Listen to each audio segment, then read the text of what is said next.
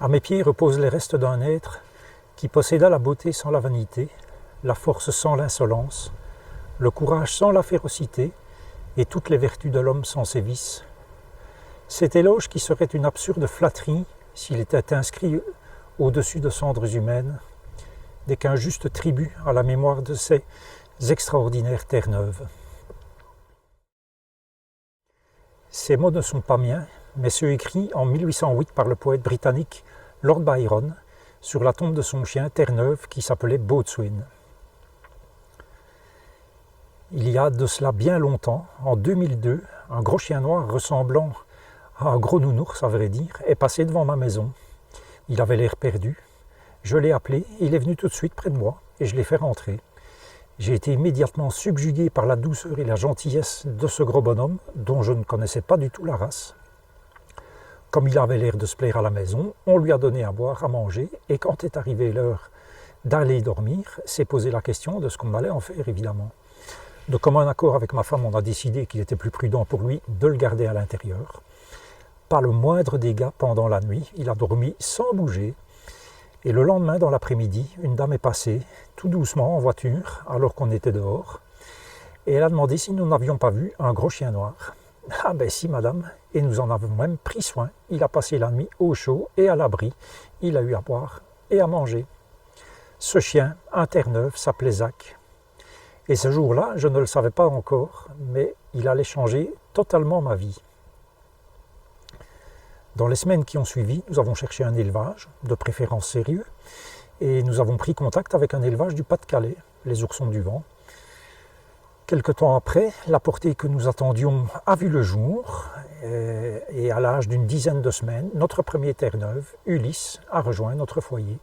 Ça, c'était début 2003. Alors qu'Ulysse avait quelques mois, que nous avions noué des contacts plus étroits avec l'éleveur et que nous nous étions pris, nous aussi, au jeu des expositions, est arrivée dans nos vies Norma. Norma, Marilyn Monroe, King of Illuland, de son nom de pédigré, était née en Slovaquie, dans un élevage très connu, King of Illuland donc, et elle avait été choisie par notre éleveuse pour faire des expos et pour la reproduction. Bien évidemment, ici, on ne parle pas de reproduction de masse, non, une reproduction destinée à améliorer ce que l'élevage pouvait proposer. Il se fait que malheureusement, Norma souffrait d'une malformation cardiaque, une sténose aortique grade 4/6. Il n'était donc pas question pour l'éleveuse de la faire reproduire ou de faire des expositions avec. Par contre, elle lui cherchait une famille d'accueil. Et je dois dire que moi, j'en étais tombé raide dingue de cette chienne. Vous pouvez voir rien qu'aux images que je vous montre là, qu'il y a de quoi. Et comme l'éleveuse voyait tout le soin qu'on prenait de notre petit Ulysse, et qu'elle avait vu qu'on était tombé raide dingue de Norma, elle nous a proposé de devenir la famille d'accueil de Norma.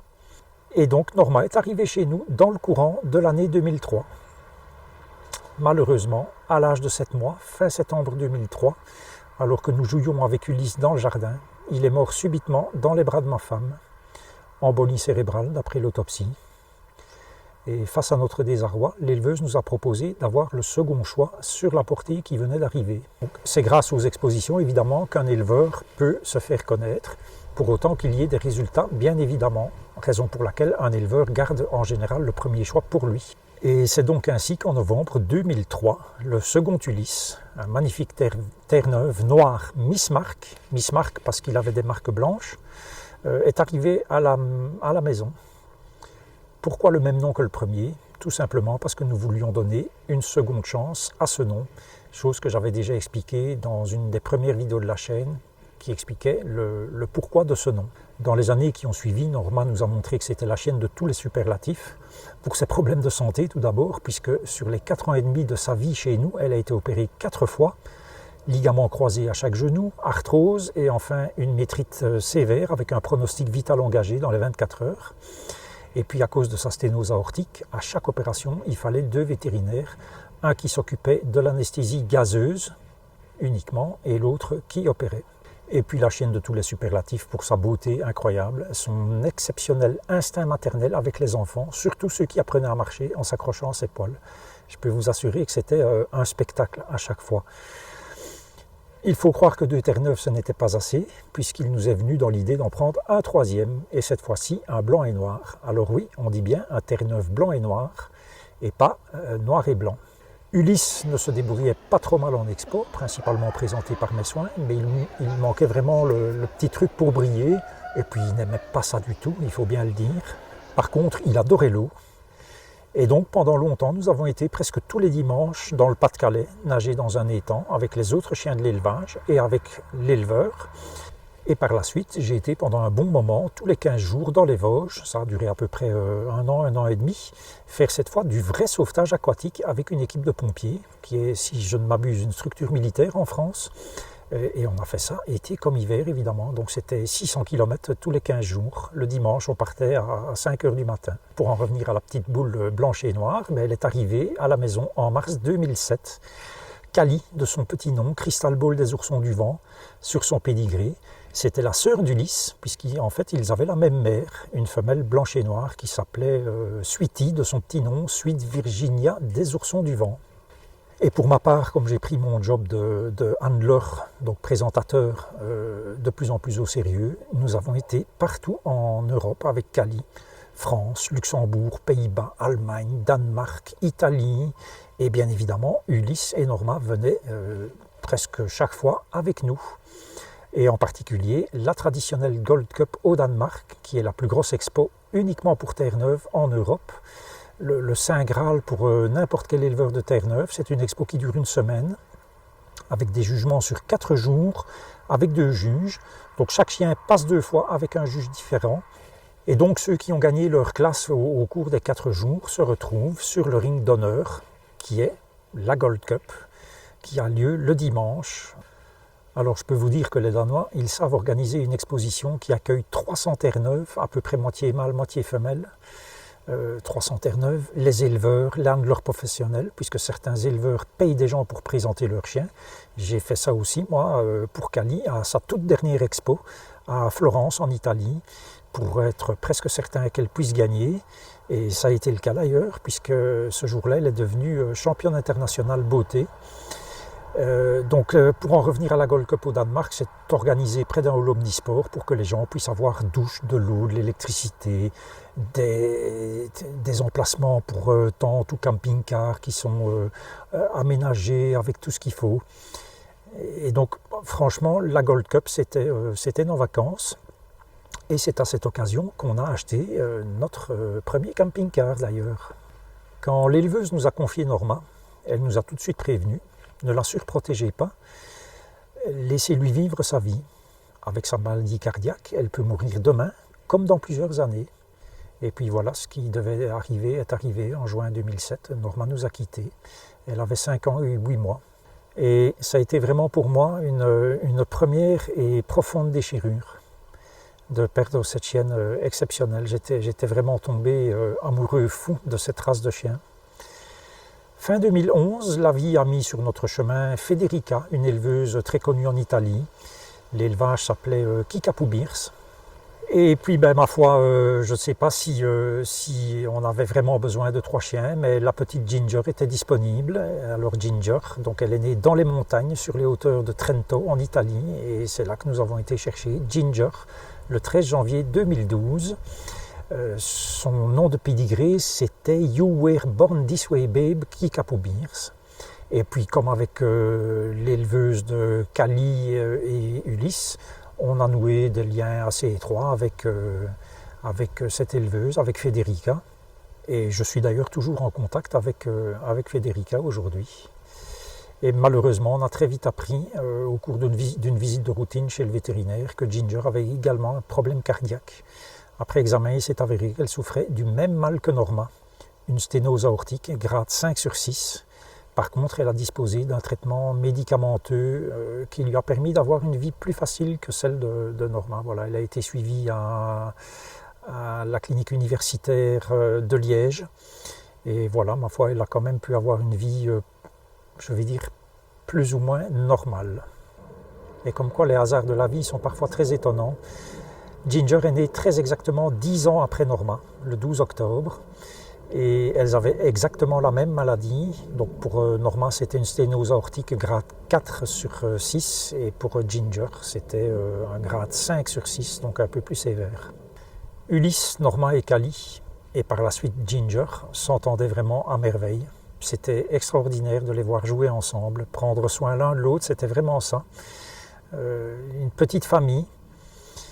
Mais le Terre-Neuve, s'il semble être un chien robuste, qui tire sans problème plus de 2 tonnes dans l'eau, c'est aussi un chien qui est relativement fragile, avec une espérance de vie qui est relativement courte, entre 9 et 10 ans. C'est surtout vrai pour les chiens qui sont fort typés américains, je vais dire, avec un stop qui est très marqué. Le stop, en fait, c'est la pliure qu'il y a entre le front et le museau. Il y a des chiens où c'est moins abrupt. Moi, ce que j'aimais bien, c'était des chiens très typés, comme ils l'étaient tous. Et donc, plus ils sont typés, moi c'est ce que j'ai constaté en tout cas, au plus leur espérance de vie est courte. Et donc on savait dès le départ que voilà, ça n'allait pas être une race qu'on allait pouvoir garder 15-20 ans. Vers l'âge de 12 ans, Ulysse a commencé à décliner, et puis quelques mois plus tard, il ne menait plus une vie qui était confortable pour lui. Il ne savait plus se lever sans aide, il se faisait dessus. Et dans des cas pareils, voilà, on doit prendre la malheureuse décision de l'accompagner pour son dernier voyage. Et donc voilà, en juin 2016, à l'âge de 12 ans et 8 mois, un âge plus que respectable pour un Terre-Neuve, on a dû prendre la décision de l'aider à partir. 3 ans plus tard, au même âge, à peu près, à un mois près, on a dû faire pareil avec Kali. C'était en août 2019, donc il y a un petit peu plus d'1 an. Et puis en décembre 2019, alors que la maladie de Ginger la faisait de plus en plus souffrir, on avait également pris la décision d'abréger ses souffrances, sous peine de la voir mourir étouffée d'ailleurs, puisqu'il y a du liquide qui commençait à remplir de plus en plus ses poumons. Et puis finalement, la vie en a décidé autrement, et elle s'est éteinte d'elle-même le 26 décembre dernier.